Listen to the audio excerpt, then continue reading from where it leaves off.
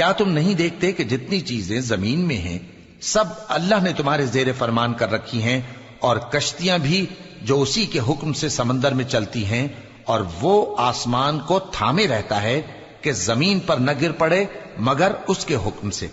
بے شک اللہ لوگوں پر نہایت شفقت کرنے والا مہربان ہے۔ اور وہی تو ہے جس نے تم کو حیات بخشی، پھر تم کو مارتا ہے، پھر تمہیں زندہ بھی کرے گا، اور انسان تو بڑا ناشکرا ہے۔ ہم نے ہر ایک امت کے لیے بندگی کی ایک راہ مقرر کر دی ہے کہ اسی طرح وہ بندگی کرتے ہیں، تو یہ لوگ تم سے اس معاملے میں جھگڑا نہ کریں، اور تم لوگوں کو اپنے پروردگار کی طرف بلاتے رہو، بے شک تم سیدھے رستے پر ہو۔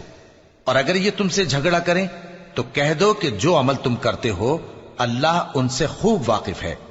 جن باتوں میں تم اختلاف کرتے ہو اللہ تم میں قیامت کے روز ان کا فیصلہ کر دے گا۔ کیا تم نہیں جانتے کہ جو کچھ آسمان اور زمین میں ہے اللہ اس کو جانتا ہے؟ یہ سب کچھ کتاب میں لکھا ہوا ہے، بے شک یہ سب اللہ کو آسان ہے۔ اور یہ لوگ اللہ کے سوا ایسی چیزوں کی عبادت کرتے ہیں جن کی اس نے کوئی سند نازل نہیں فرمائی، اور نہ ان کے پاس اس کی کوئی دلیل ہے، اور ظالموں کا کوئی بھی مددگار نہیں ہوگا۔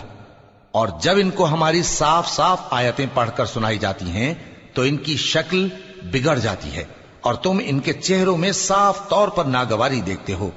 ایسا لگتا ہے کہ جو لوگ ان کو ہماری آیتیں پڑھ کر سناتے ہیں ان پر حملہ کر دیں گے۔